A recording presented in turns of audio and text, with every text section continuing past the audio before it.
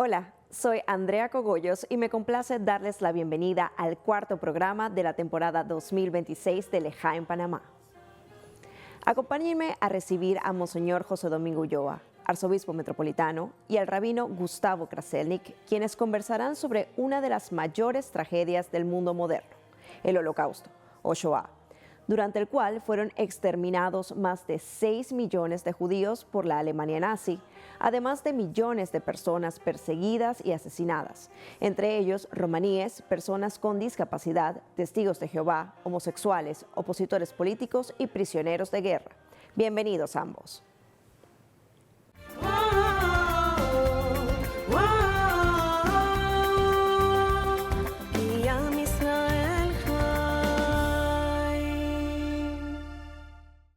Gracias, Andrea. Nuevamente el placer de tener aquí en Lejá en Panamá a nuestro querido arzobispo metropolitano, Monseñor José Domingo, y la invitación para conversar, para dialogar fraternalmente, con respeto, con cariño, apreciando las cosas comunes que compartimos y enriqueciéndonos en el conocimiento de aquellas cosas que son diferentes. Y precisamente el tema para esta sesión que quería proponer es un tema sensible y profundamente doloroso.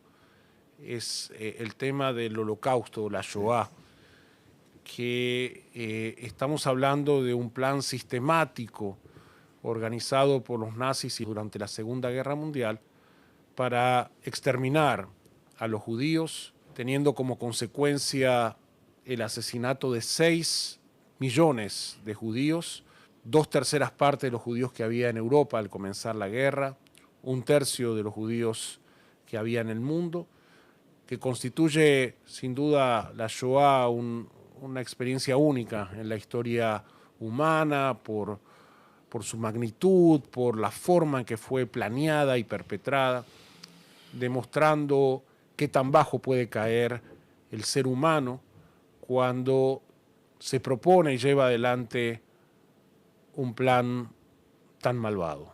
Sí, yo creo que has tocado un tema importante cuando se habla del Holocausto, la Shoah. Tiene que ser una memoria y tal vez un compromiso de que nunca más pueda suceder esta cosa. Y tal vez yo creo que en el entorno que estamos viviendo ahora, la Shoah, sentimos no solo pertenece al pueblo judío, es una herida que lleva toda la humanidad. Por eso creo que recordarla, hay que recordarla, es impedir dos cosas, que el odio, que el antisemitismo y sobre todo la indiferencia pueda crecer nuevamente en la humanidad. Y eso que se dice, ¿no? El nunca más, yo creo que tiene que convertirse en un compromiso permanente. Primero en el recuerdo histórico, en la educación, en la memoria y sobre todo también en la defensa de la dignidad humana. Que yo creo que en este siglo XXI aún todavía nos sobrecogemos sobre esta realidad que pasó el pueblo judío y que, como decíamos al inicio, no solo le pertenece, es una herida que se le dio al mundo entero. La humanidad tiene que sentirse horrorizada, Sí. Por lo que fue capaz esta combinación que tú bien describes, ¿no? Cuando tenemos un grupo de gente malvada y la complicidad y el silencio, la indiferencia que tú mencionabas de la mayoría, se pueden perpetrar entonces estas bajezas. La paradoja o la sorpresa es que 80 años después del final de la guerra, asistimos a un resurgimiento del antisemitismo, principalmente en Europa, en Estados Unidos, en otras latitudes. Para nosotros trae una reminiscencia de lo que ocurrió durante la Shoah. Hay una consternación, hay una preocupación, y por eso tenemos que levantar nuestra voz, tenemos que encontrar aliados para que no se repita nuevamente una situación así. Que los aprendizajes de la experiencia y la memoria histórica que tú mencionabas puedan llevarnos a entender qué tan delicados son estos temas y cómo se pasa de los discursos de odio a las acciones de odio y de la violencia a la muerte en una dinámica muy perversa, y las consecuencias pueden ser nefastas como lo fueron en la guerra. Sí, yo creo que por eso es importante, ¿no? La memoria, el no olvidar, pero también el educar para el compromiso, ¿no? Y siendo conscientes, fíjate, de que nos horrorizamos hasta dónde el ser humano hoy día es capaz de destruir al otro hermano. Y por eso yo creo que esta convicción, el nunca más, tiene que estar presente en todos los hombres y mujeres de buena voluntad, ¿verdad? Ya no es solo el pueblo judío, es la humanidad entera que nos vemos también heridos si no tomamos conciencia de la dignidad de lo que cada uno de nosotros somos. El lado, es difícil decir positivo, sí, pero creo que el aprendizaje, sí, me parece a mí que mirando en retrospectiva tiene que ver con la sacudida que representó la Shoah a nivel teológico, ¿no? Y cómo trascendió para la cristiandad también de plantearse estas preguntas de cómo se llegó en Europa a una situación así. Y fruto de eso creo que Nostra Aetate, el Concilio Vaticano II, tuvo esa capacidad de reflexionar. El documento que saca a principio del siglo el Vaticano sobre la Shoah, haciendo un llamado también a decir las cosas sobre, de alguna manera, el vínculo entre la Iglesia, la historia y cómo plantear de cara al futuro estas nuevas relaciones, encierra una valentía y un coraje, ¿no? para mirar estos temas tan sensibles y entender esta combinación que necesitamos entre la memoria histórica, el compromiso con nunca más y mirar el futuro. Sí, en eso el magisterio de la Iglesia ha sido abundante y muy claro, ¿no? Desde Pío XII hasta ahora Papa León, este tema siempre ha surgido, ¿no? Y ha sido iluminado y también ha dado una palabra certera sobre esta realidad que vivió el pueblo judío. Sí, tú sabes que una de las controversias más sensibles tienen que ver con la figura de Pío XII, pero el Papa Francisco muy valientemente decidió abrir los archivos para que se estudie la verdad, como este proceso de conocer la verdad histórica y seguir mirándonos a los ojos para el futuro, que es lo más valioso. Y como tú bien dices, los papas han hecho una condena al antisemitismo, lo siguen haciendo, y eso es muy apreciado precisamente para fortalecer ese mensaje de que nunca más significa realmente nunca más. Andrea, regreso contigo.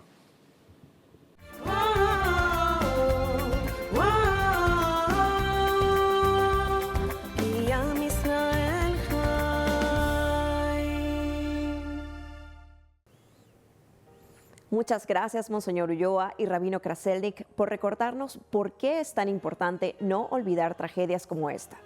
Solo a través de la memoria y la educación podemos combatir el odio y el racismo y defender los derechos humanos y la democracia. A continuación, les invitamos a ver un reportaje sobre la rededicación del primer cementerio de la congregación Kol Sherit Israel, realizada recientemente en conmemoración de los 150 años de su fundación. Veamos.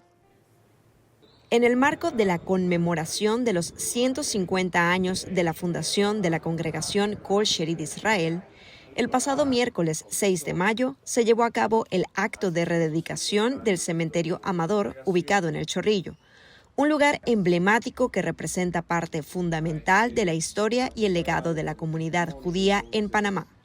Durante la ceremonia, miembros de la comunidad se reunieron para rendir homenaje a generaciones pasadas y reafirmar el compromiso de preservar la memoria y las tradiciones que han acompañado a Kol Sherit a lo largo de siglo y medio. El evento contó con palabras de reflexión de los rabinos David Cohen Enríquez y Denis Sasso, quienes fueron miembros de la congregación y hoy residen en Estados Unidos. Y al celebrar los 150 años de Kol Sherit, entendemos que nuestro presente está sostenido por el legado que ellos nos dejaron, por este suelo. Somos ahora herederos de su valentía, de su coraje, y somos custodios de su legado. Así que desde aquí, donde miramos hacia atrás, es también el momento para mirar hacia el presente y hacia el futuro, que nos deparará los próximos 150 años de esta hermosa congregación. Tendremos a nuestros descendientes yendo a visitar los cementerios, y entonces es nuestra responsabilidad soñar aquel futuro que vendrá. Celebramos no solo el jubileo sesquicentenario de Kol Sherit Israel, sino también lo que es una etapa decisiva de la historia panameña. Los comienzos de Kol Sherit Israel corresponden con los eventos que conducirían al surgimiento de esta nación. Este cementerio es entonces terruño, es patria, y evoca las palabras del gran poeta Ricardo Miró. La patria es el recuerdo, pedazos de la vida envueltos en jirones de amor o de dolor. Recuerdos. Asimismo, el rabino Gustavo Kraselnik dirigió una plegaria especial, mientras que la Hasanit Nurit Meresman Azulay acompañó la ceremonia con un emotivo rezo cantado, aportando un ambiente de solemnidad y conexión espiritual. La actividad formó parte de las distintas iniciativas organizadas por la congregación para celebrar este importante aniversario, honrando el pasado y fortaleciendo el vínculo de la comunidad con sus raíces e historia.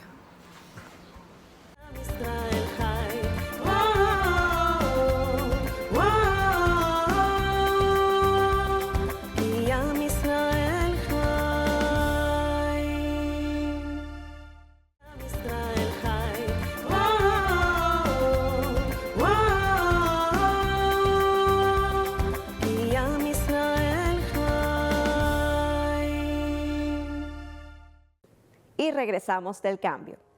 Ahora, en nuestro segmento La Entrevista, el rabino Gustavo conversa con los rabinos panameños radicados en los Estados Unidos, Denis Sasso y David Cohen Enríquez, quienes recientemente nos visitaron para participar en las celebraciones de los 150 años de la congregación Kol Sherit Israel. Bienvenidos, rabinos.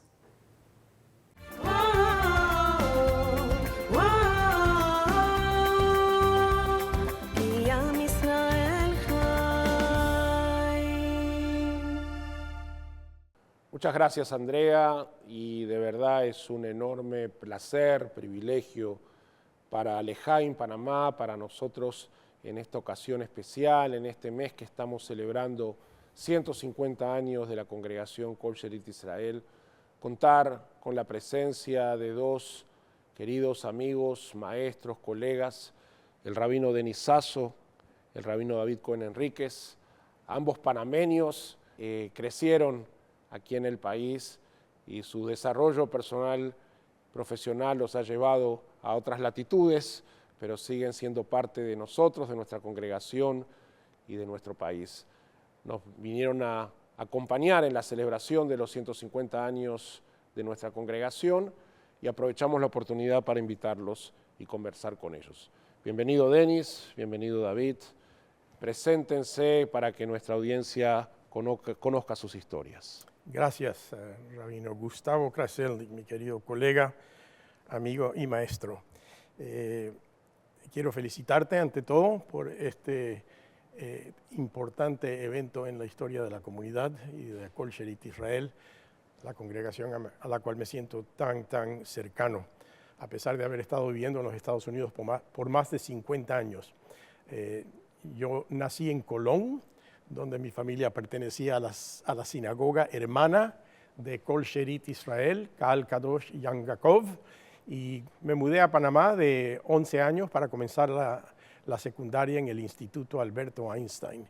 Y en el seno de Kol Sherit, y por medio de mis estudios en el Einstein, mis contactos con queridos maestros, decidí que sería rabino que esa era la senda la cual yo quería seguir.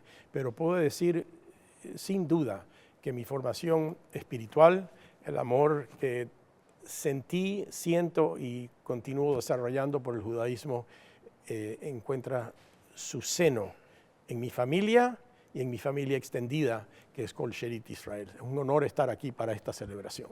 Muchas gracias. Y somos primos. Así es. David Cohen Enríquez actualmente ejerzo como rabino en la ciudad de New Orleans, en Luisiana. Y cuando dije que iba a ir a mi sinagoga y estar con mi rabino, para muchos congregantes, pero tienes muchos rabinos si fuiste a una escuela rabínica, pero este siempre será mi rabino. Tengo mucho aprecio por el rabino Gustavo, es no solo un colega, es también un mentor y un maestro. Y haber estado en la celebración de los 150 años de Kol Sherit fue una noche de ensueño, ver caras que uno creció viendo, al igual que Denis. Yo crecí en Kol Sherit Israel y también asistí al Instituto Alberto Einstein. Mi llamado llegó un poco después, ya estaba terminando la universidad, cuando me entró esa sensación de buscar un camino distinto y el rabinato me llamaba muy fuertemente. Y terminé yendo a estudiar en Hebrew College en Boston y ya tengo casi 25 años viviendo en el extranjero, salvo un año que pasé en Panamá en el 2012, y es interesante ver las transformaciones, sobre todo cuando pasan años y vas regresando, ves la comunidad creciendo y robusteciéndose. Muy bien, de verdad fue un gran gusto tenerlos en la celebración de estos 150 años de la sinagoga. Ambos llevan largo tiempo viviendo fuera de Panamá, pero esa conexión está, ¿no? ¿Qué cosas panameñas sienten que son parte esencial de ustedes, de su cosmovisión, de su tarea permanente? Quiero comenzar a responder eso recordando que tuve el privilegio también de participar en las celebraciones del 125 y del centenario de la congregación, y tuve la oportunidad de participar activamente como orador en ambas ocasiones. Y en ese sentido, quiero decirte que tu charla, tu sermón, tu mensaje fue verdaderamente inspirador y te agradezco eso. Yo sueño en español, yo hago mis matemáticas del banco en español, así es que la cultura hispánica es parte de mi identidad, aún habiendo vivido en los Estados Unidos por casi 60 años y servido como rabino, primero en Nueva York y después en Indianápolis. Me acabo de jubilar del rabinato de mi congregación en Indianápolis, Bet El Tzedek, una sinagoga afiliada con los movimientos conservador y reconstruccionistas. Así es que oír cantar la Marcha Panamá con toda la congregación, la verdad es que me emocionó. Entonces, al final del servicio, cantando el himno de Panamá y el himno de Israel, verdaderamente que abarcó un sentimiento de plenitud, de identidad, y es muy sabroso, para usar una palabra panameña, poder estar aquí para celebrar. Excelente. Bueno, como se dice, patria son tantas cosas bellas. Hay muchas cosas que recuerdo siempre. Mi esposa también es panameña, por lo cual en nuestro hogar se habla no solo español, se habla panameño. Las referencias culturales que pueden llegar a ser gastronómicas, de comida que uno extraña, un ceviche, unos buenos patacones, pero también incluso chisteando, a veces nos ponemos a cantar jingles de la televisión panameña de hace 20, 30 años que todavía viven en nuestra memoria, y realmente siempre se extraña. Si uno tuviera un deseo es poder, no sé si es pasar la mitad del año en un lugar, mitad del año en el otro. Ahora que tenemos 3 hijos, que también siempre estamos enseñándole de lo lindo que es Panamá, tratar de traerlos, si es posible, cada año, y que regresen a donde están sus familiares y sus ancestros. Esta celebración de los 150 años da testimonio de una presencia judía en el Istmo que se proyecta.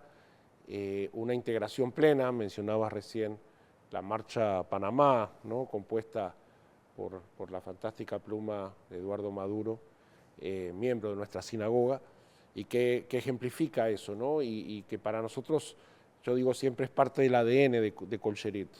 Incluso para los que llegamos recientemente, a pesar de que tengo 24 años como rabino de la congregación, en 150 es poco tiempo, pero rápidamente uno absorbe este ADN de entender este espíritu de esta simbiosis entre lo judío y lo panameño, que es la marca registrada de Kol Sherit y que se ha manifestado de tantas maneras, ¿no? Y para mí una de las claves es que la libertad de culto en Panamá es concreta, es real, y este programa claramente es un ejemplo de ello. La gentil invitación que Monseñor Ulloa nos hiciera hace 4 años de tener este espacio para mostrar la riqueza, la belleza de la tradición judía, ¿no? Esa visión amplia, diversa, esa metáfora del mosaico de la sociedad panameña, ¿cómo la sintieron ustedes en su espacio, en sus tiempos aquí viviendo en Panamá? Bueno, la verdad que eso es lo lindo de vivir en Panamá y siempre es una de las cosas que comparto con la gente en Estados Unidos, que es una sociedad bien única. Yo tuve la oportunidad de crecer tanto en un ambiente de una escuela judía, pero también con amigos y compañeros luego de todo tipo de ámbito. Algo que siempre comparto también es que Panamá, como se llama, es un crisol de razas. Incluso antes de la llegada de Colón, ya había muchas etnias viviendo en Panamá, una totalmente diferente de la otra.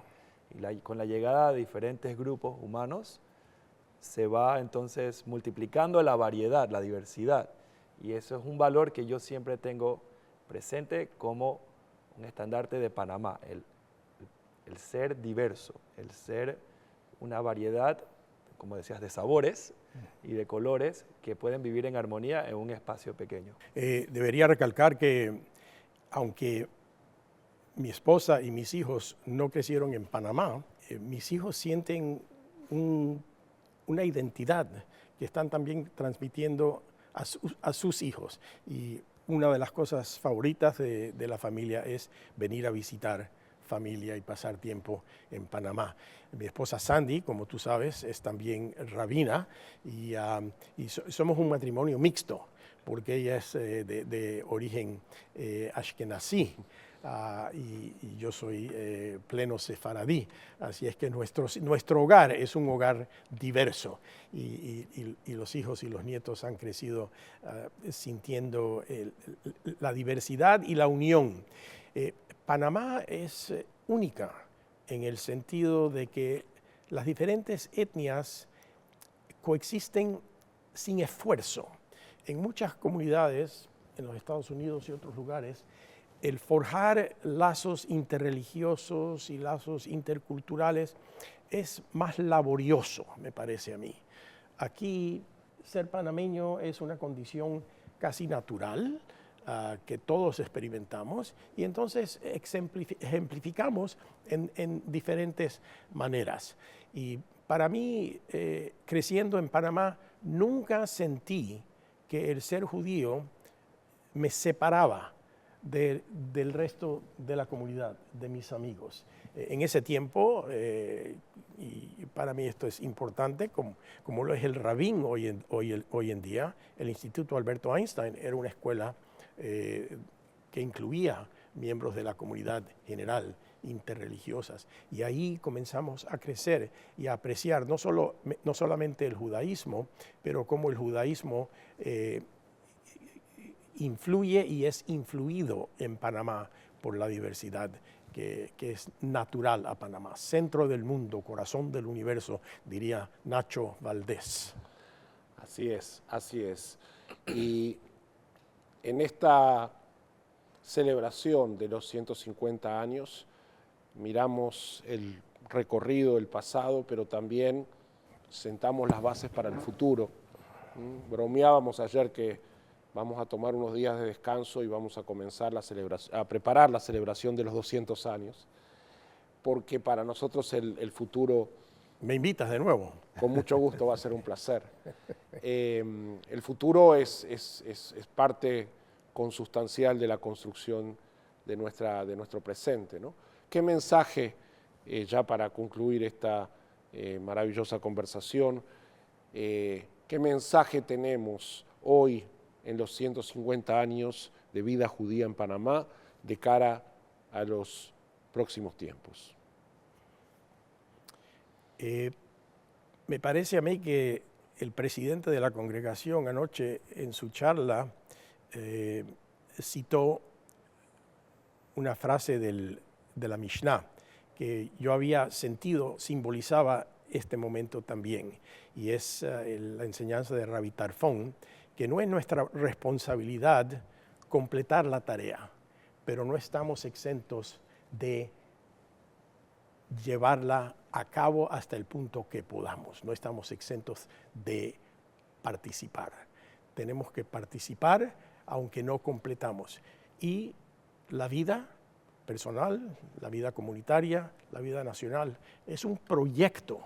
Así es que este momento histórico es importante tanto por lo que celebramos como por lo que aún soñamos y anticipamos. Y para mí este es un momento de sueño, de reanudación. Se lee en este Shabbat la sección del jubileo en la Torá, que habla de la renovación, la reorganización, la refortalecización de la comunidad desde el punto de vista social, desde el punto de vista ecológico, desde el punto de vista de responsabilidad mutua. Y en ese momento estamos, así es que celebramos y también soñamos. Gracias. Yo tengo una advertencia en cierta manera, sobre todo para las nuevas generaciones. Estamos viviendo en tiempos peligrosos donde hay fuerzas negativas que a través de redes sociales, del uso de la tecnología, están tratando de separar más y más las sociedades, poniendo a un grupo contra otro grupo, y muchas veces también eso crea miedos y la gente se aísla en sus tribus, en sus grupos homogéneos. Para la comunidad judía, que mantengamos siempre las puertas abiertas, que interactuemos con el resto de la sociedad, no aislarnos detrás de paredes, buscar la diferencia, y a la comunidad de hermanos y hermanas panameños, no caer en el veneno del antisemitismo que está surgiendo nuevamente. Es fácil, y lo ha sido fácil a través de milenios, culpar al pueblo judío de los males que muchas veces son propios de los líderes locales, de las comunidades, de problemas propios. La responsabilidad de ser de uno, culpar a los judíos o al Estado de Israel, son caminos que han conllevado históricamente a catástrofes. Así que, por favor, Panamá debe ser un recordatorio de lo bueno que hemos tenido, de lo bueno que seguimos teniendo, y que esperamos que en los próximos 150 años o más sigamos teniendo esa unión, esa tolerancia y esa amistad, incluso amor hacia el prójimo. Un enorme privilegio para nosotros aquí en Lejaim, Panamá, haber contado con la presencia de estos dos grandes rabinos, orgullosamente panameños, orgullosamente de la congregación Kol Sherit Israel, que han salido al mundo llevando su conocimiento y su vocación. Gracias, Rabino Denis Sasso. Gracias, Rabino David Cohen Enríquez. Gracias.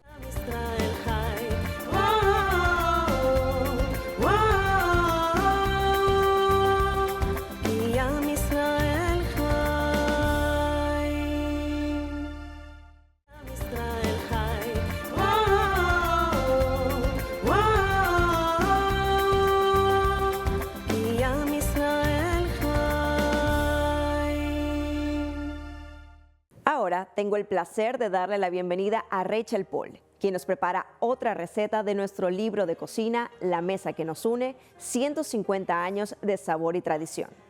En esta ocasión, un exquisito y muy fácil de preparar pollo en salsa de maní. Adelante, Rachel.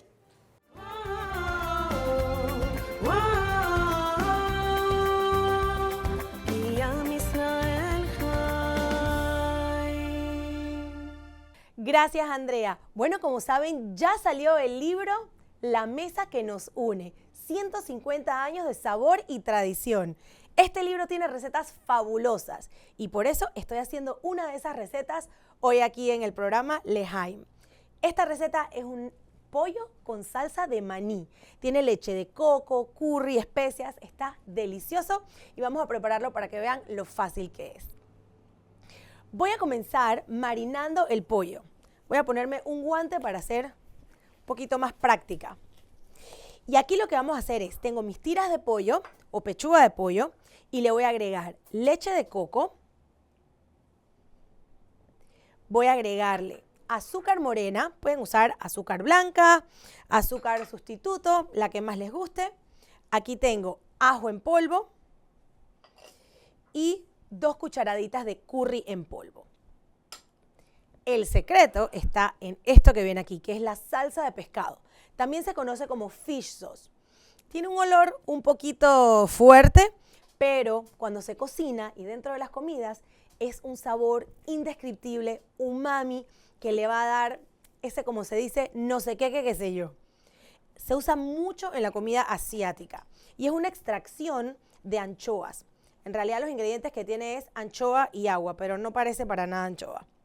Esto lo vamos a revolver bien y lo vamos a dejar marinar el tiempo que puedan. Si pueden de un día para otro, mejor aún. La leche de coco va a suavizar el pollo. El fish sauce, que es salado, va a hacer que retenga sus jugos y quede bien tiernito. Así que esto lo voy a dejar por aquí. Vamos a marinar y cuando regresamos vamos entonces a ver cómo preparamos la salsa y cocinamos el pollo. Ya tengo el pollo marinado, estos olorcitos deliciosos. Vamos entonces a hacer la siguiente parte. Vamos ahora a dorar el pollo en el sartén con aceite de oliva y luego vamos a preparar la salsa que le vamos a verter encima.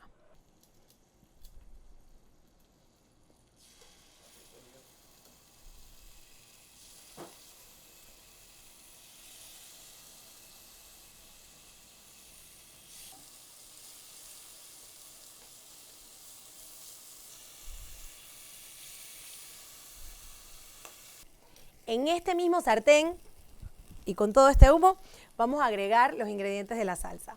Leche de coco,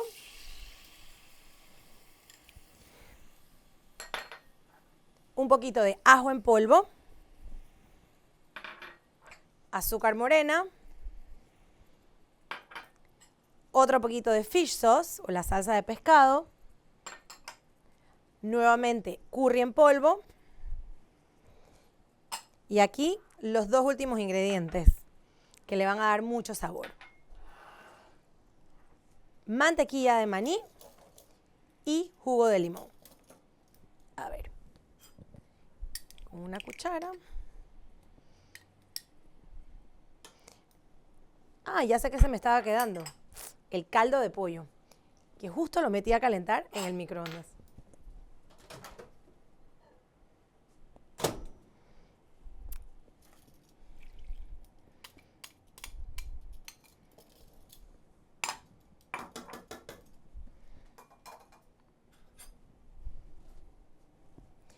Queremos revolver y disolver la mantequilla de maní para que la salsa espese y tenga todo ese sabor.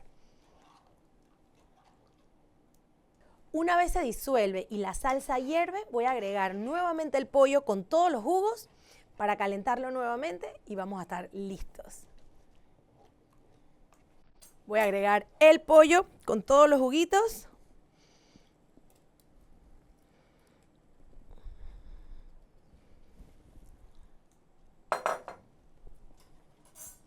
Revolvemos bien para que se caliente, se integre todo y vamos a servirlo con un poquito de perejil o cilantro por encima.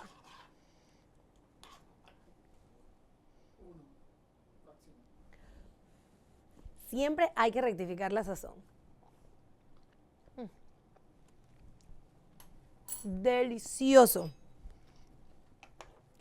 Cada una de estas recetas que están en el libro La mesa que nos une fueron dadas o donadas por personas de la comunidad.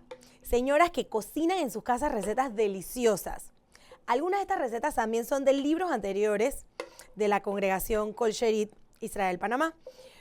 Pero en esta vuelta le han dado cada una su toque, porque el mundo ha cambiado un poco. Y nuestros sabores se adaptan a la despensa que tenemos. Así que esta salsa de maní con pollito necesita una buena paila de arroz. Una buena paila de arroz para comerse esa salsa deliciosa. Un poquito de perejil o cilantro por encima. Y estamos listos. Espero que hayan disfrutado esta receta y que la hagan en sus casas y me cuenten cómo les ha ido. Recuerden que pueden seguirnos en las redes sociales, en la página L'Echaim Panamá. Gracias, Andrea. Te invito a que vengas a probar esta receta aquí conmigo.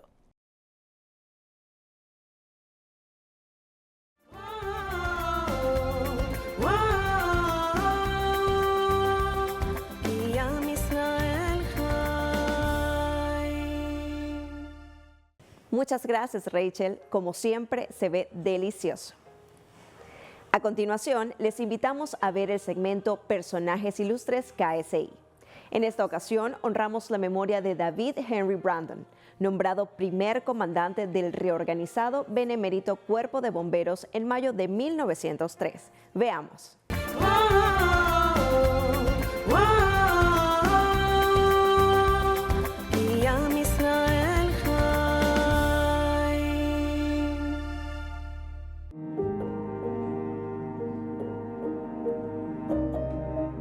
«1903, un año de agitación, sueños de libertad y la necesidad de orden en una ciudad que crecía entre llamas y política.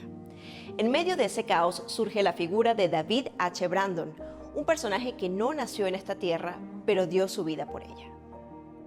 Él nace en Filadelfia en el siglo XIX y su familia, curiosamente, el nombre Brandon suena bastante anglosajón. Eran judíos hispano-portugueses y el nombre verdaderamente era Brandao. Y en algún momento en sus travesías a través de Europa, ellos se asientan en Inglaterra y en Inglaterra toman el apellido y lo hacen sonar inglés, a Brandon. David y sus hermanos Isaac y Nathaniel fundaron un emporio bancario y comercial llamado Isaac Brandon and Brothers en el siglo XIX, y David, con solo 18 años, viajó a Panamá para encargarse del establecimiento comercial. Aquí se casó, tuvo 13 hijos. En 1903, en el mes de mayo, tras un incendio en el muellecito de la ciudad de Panamá, él decide ir a ver los escombros y ver cómo podía colaborar. Y sugiere en esa ocasión que se construyeran unas norias para traer el agua del mar en marea baja hacia la ciudad de Panamá para poder tener eso en caso de incendio. Y al final termina encargado del Cuerpo de Bomberos de Panamá como su comandante, y él es el que se encarga de recibir las donaciones y también de supervisar la construcción de las norias y de las bombas de agua que funcionaban por vapor en esa época a la ciudad de Panamá. Pero el valor de Brandon no solo se medía en incendios apagados. Utilizó su propia fortuna para costear los entierros de los combatientes de ambos bandos tras la batalla del Puente de Caledonia. Para él, la dignidad humana no conocía de facciones políticas. Toma el liderazgo como un líder social de que los cadáveres reciban sepultura. Entonces, eso fue algo que fue reconocido por la curia y por la iglesia cuando él fallece. Sus honras fúnebres fueron épicas aquí en la ciudad de Panamá. Más de 1.500 personas acompañaron el cuerpo para darle sepultura en este cementerio. Fue acompañado de una banda liderada por su gran amigo Santo Jorge. Hubo carruajes llenos de flores y además las campanas de la catedral tañeron en su honor, un gran honor para un judío. El obispo de Panamá en esa época era su gran amigo porque eran compañeros de ajedrez. Hoy, el cuartel de bomberos de Betania hace honor a su legado llevando su nombre. Para nosotros el primer comandante es de inspiración, ya que nos da ese ejemplo a seguir de ayudar a la ciudadanía. Fue bastante influyente para crear nuevas compañías aquí en lo que es la zona regional de Panamá. Hay unas medallas que se hacen y se entregan a todos los bomberos que participan y tienen 15 años de servicio. Esa se llama la medalla David H. Brandon. En el año 37, que hubo el año del jubileo, a él se le honra haciéndole una estampilla. Y en el año del centenario de 1987, hacen unas medallas de oro, plata y bronce que tienen la figura de los 9 comandantes que pasaron por todas las instituciones desde 1887 a 1987. Un gran legado. David H. Brandon, el ciudadano del mundo que se convirtió en pilar fundamental de la seguridad panameña. Un hombre que entendió que para construir una nación, primero hay que estar dispuesto a salvarla.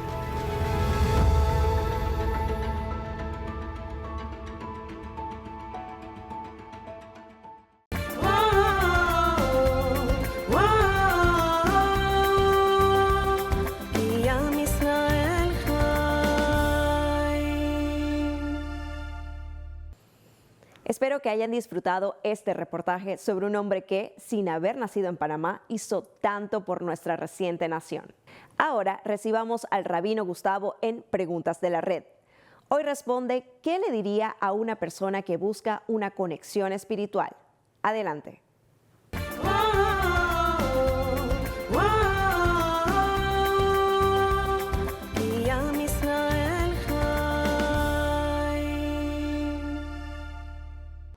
Gracias, Andrea. Y me preguntan, ¿qué le diría a alguien que no cree pero busca algo espiritual?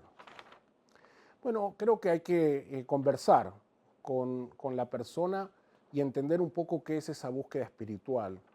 A veces me da la sensación de que la gente busca alguna cosa rápida, ¿no? Idealizamos lo espiritual como algo mágico y escuchar alguna plegaria o alguna cosa que nos transporta o nos eleva.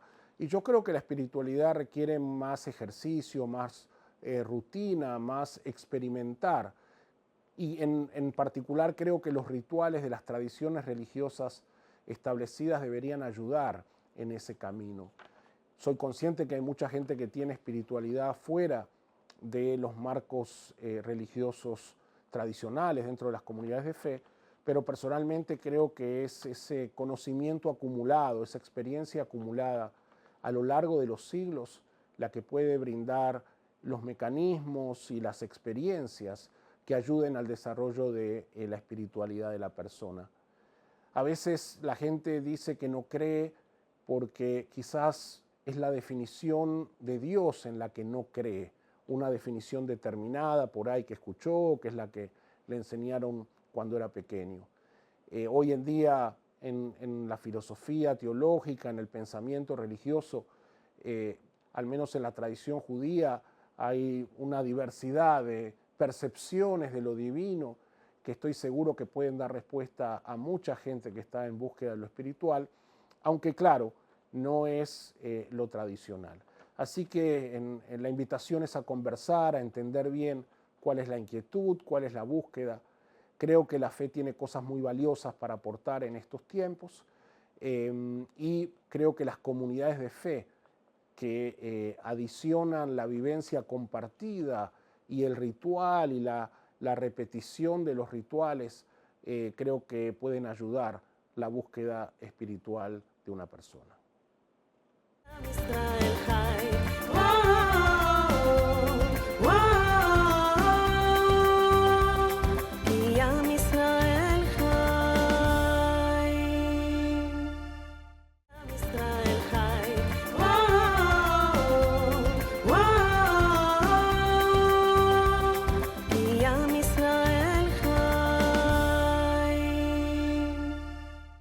Y estamos de vuelta. Seguidamente, les invitamos a ver el reportaje sobre el emotivo y concurrido acto de celebración del 150 aniversario de la fundación de la Congregación Kol Sheretz Israel, realizado el pasado 7 de mayo. Veamos.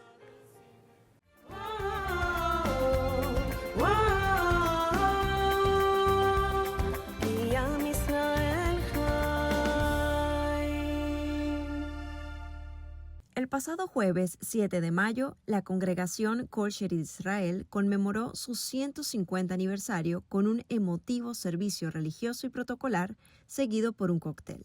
Con la presencia de altos funcionarios gubernamentales, entre los que se encontraban Salomón Shammah, en representación del presidente José Raúl Mulino, Jorge Herrera, presidente de la Asamblea Nacional, Javier Martínez Acha, canciller de Panamá, y Mayer Misrachi, alcalde del Distrito de Panamá, así como líderes religiosos como el Monseñor José Domingo Ulloa, arzobispo metropolitano, y miembros del cuerpo diplomático, entre otros, el evento inició con el servicio religioso liderado por el rabino Gustavo Kraselnik. Durante la velada se reconoció a los miembros de la Junta Directiva actual de Kol Sherit por su compromiso con la continuidad de la congregación. Además, el evento contó con la participación de Shammah, quien felicitó a esta comunidad por el legado de sus 150 años. Y la gratitud hacia esta extraordinaria comunidad por 150 años de aporte al progreso, la diversidad y la convivencia, y la riqueza material y espiritual que aportan a esta nación. Que sigan creciendo con salud, unidad, sabiduría y bendiciones. También hubo lecturas a cargo de Misrachi y de Matania Cohen, embajador del Estado de Israel en Panamá, y palabras a cargo del rabino Gustavo y de Moisés Abadi Maduro, presidente de Kol Sherit. El coro Kol Shammah fue el encargado de darle el toque sublime a la noche, acompañando la voz de la Hasanit Nurit durante los rezos. Además, su interpretación de un popurrí de la emblemática Marcha Panamá, cuya autoría es de Eduardo Maduro Lindo, quien fuera miembro de nuestra congregación, puso en manifiesto cómo estos 150 años de historia han aportado a Panamá en diversas áreas.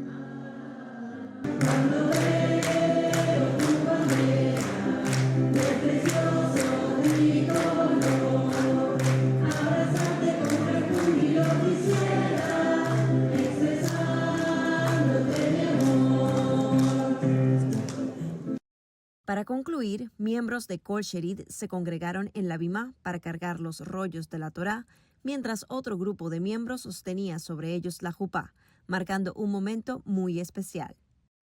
Finalmente, el cierre llegó con el himno nacional de Panamá y, seguidamente, George Zelenka, miembro de la junta directiva, tocó el shofar, dándole el punto final a una noche cargada de simbolismo y compromiso con la continuidad de Kol Sherit.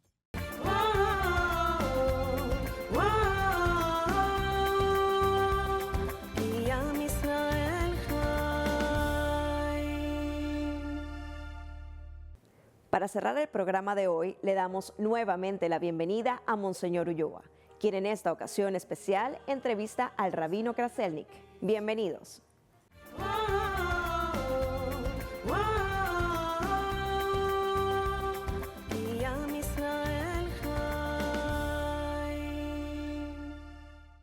Andrea, me ha puesto en una situación muy especial.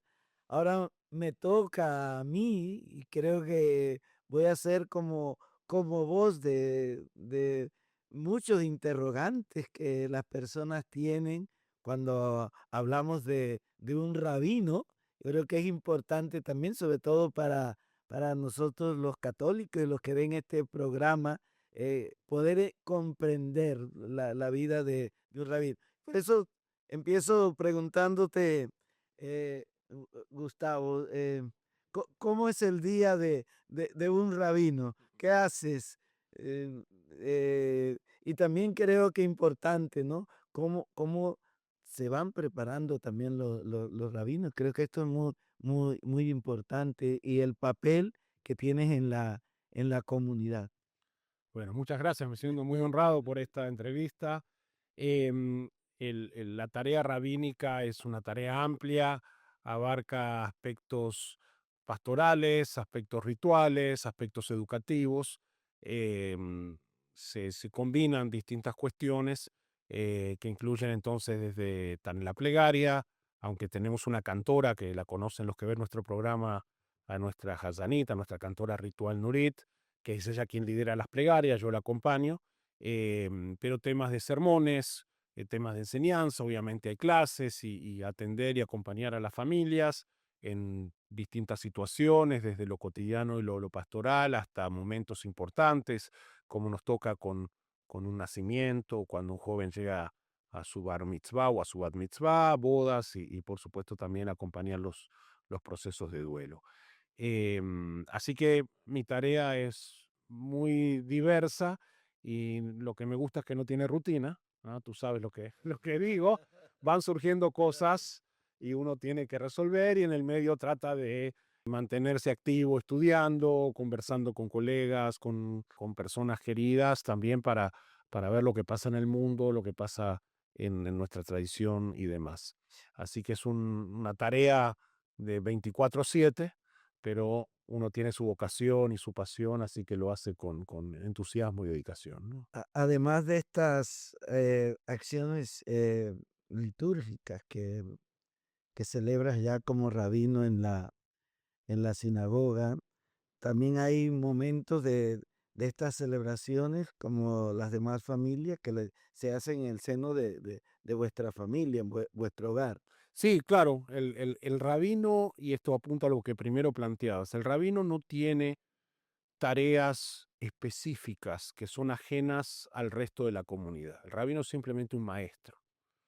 Está bien que en el modelo actual de la especialización, obviamente el rabino es el que conoce más o el que debería conocer más y sabe cómo son las cosas, pero no hay nada que un judío ilustrado pudiese hacer, oficiar un funeral, una boda o dirigir el rezo, etcétera, ¿no?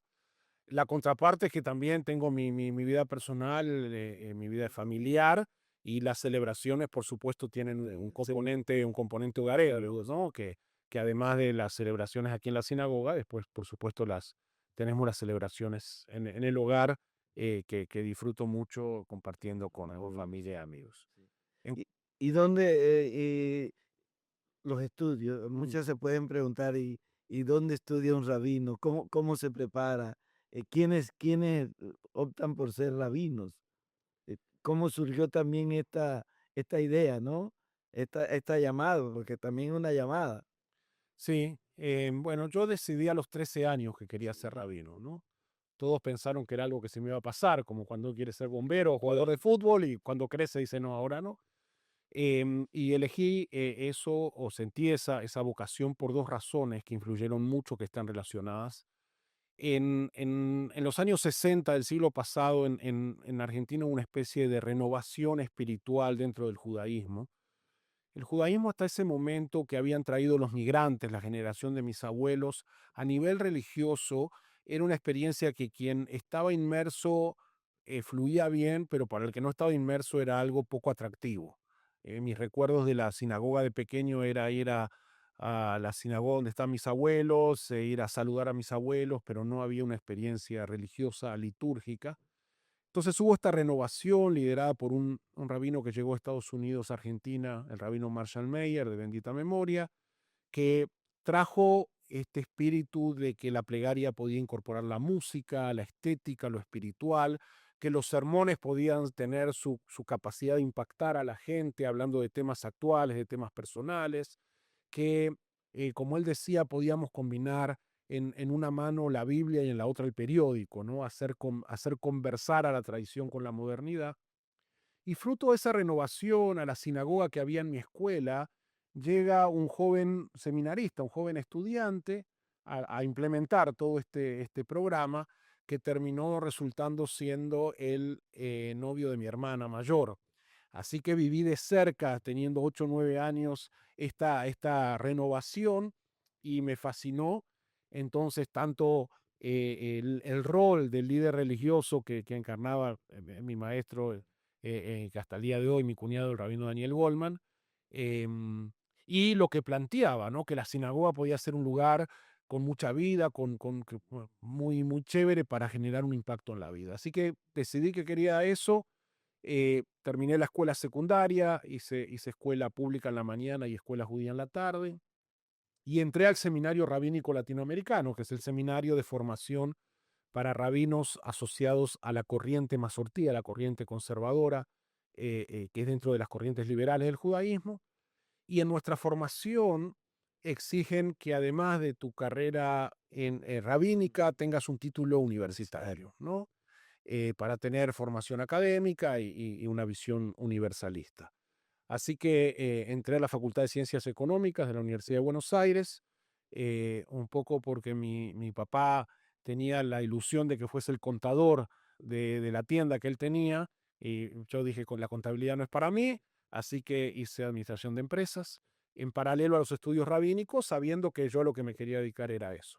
Así que hice la escuela prerrabínica, que son 3 años, después hice la escuela rabínica 4 años en Buenos Aires, nuestro último año es en Jerusalén, en el seminario rabínico de Jerusalén. Ahí antes de viajar me casé con Ruth y con mi esposa y nos fuimos a Israel, y en lugar de hacer un año, que es lo que me había dado el programa, me quedé un año más porque hicimos unos cursos y capacitaciones y programas en educación en la Universidad Hebrea de Jerusalén. Así que al final, cuando estaba preparado, me presenté ante un tribunal rabínico, 5 rabinos, que te hacen preguntas de todo. Es un examen que tiene un programa, pero que en realidad no es un programa, porque tú no le puedes decir eso no, porque no estaba en el programa. Así que fue una experiencia muy, muy interesante, la preparación, el propio examen, y esos rabinos firman el documento que he colgado ahí, que certifica que soy un rabino en el seno del pueblo judío. Y después volví a Buenos Aires para la ceremonia formal en donde me entregaron mi diploma, ¿no? Eso fue en agosto de 1996. Ya pasando, bueno, lo que eres como rabino, eres como Gustavo. Yo creo que siempre hay curiosidad en personajes como contigo, conmigo, con otras personas, ¿no? ¿Y qué hacemos nosotros en nuestro tiempo libre? ¿Qué hace un rabino en su tiempo libre? Bueno, ahora estoy caminando un poco, que tengo que caminar y hacer ejercicio, así que estoy caminando y escuchando algunos podcasts y cosas mientras camino. Me gusta leer, series poco, estoy viendo algunas series, pero el problema es que uno se engancha con las series, deja de tener tiempo libre, así que por ahí va la cosa, ¿no? Y digo, disfrutar con calma y poder pensar un poco las preguntas de la vida que nos toca como personas en general y por supuesto en el rol en particular. Por supuesto. Claro, una pregunta clave hoy, no podemos hablar tú y yo si no hablamos del fútbol, ¿verdad? Y del mundial, un corazón como de Argentina, Panamá, y yo creo que es importante también, ¿verdad? Me imagino que estos meses que vienen, la atención gira en torno a fútbol. Sí, bueno, como buen argentino me gusta ver fútbol, he dicho siempre, soy hincha de River Plate, y por supuesto seguidor de la selección de Argentina y también la de Panamá con mucho cariño. Sí, ya me bajé en la agenda los horarios de todos los partidos para tratar de evitar que me choquen cosas. Sí, nos espera una temporada muy linda, muy intensa para los apasionados del fútbol. Por un lado, creo que baja la productividad de todo, pero por otro lado hay una efervescencia y un entusiasmo magnífico, ¿no? Yo creo que a todos los que nos están escuchando, yo creo que es interesante también, porque a veces podemos hacernos conjeturas, ¿verdad? ¿Qué hace un rabino? ¿Qué hace un sacerdote? Yo creo que lo más importante es, somos normales en medio de la normalidad que puedan tener también nuestro oficio y nuestra vocación. Yo creo que esto es lo más importante. Así que de verdad que es interesante poder compartir un poco tu vida, tu quehacer, y nos ayuda a todos también a comprender un poco más lo que haces tú como rabino, pero también yo creo que lo más importante por encima de nuestros títulos eres tú como persona.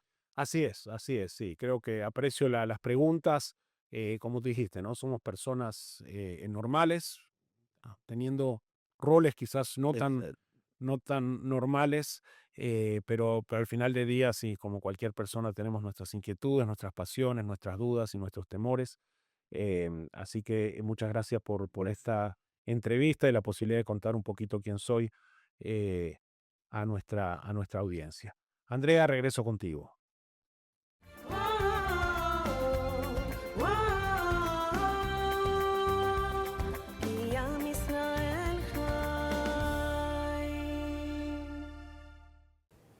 Excelente entrevista, monseñor. Muchas gracias. No puedo despedirme sin antes invitarles a Mosaico 2026. Este miércoles 3 de junio a las 7:30 de la mañana en el Hotel Sheraton Gran Panamá. Para más información, visite el sitio mosaico.miboletosol.com. Así, apreciados televidentes, llegamos al final del programa de hoy. Nuevamente, muchas gracias por su atención. Recuerden seguirnos en nuestras redes sociales @lejaenpanamá y visitar nuestra página web lejaenpanamá.com. Hasta la próxima.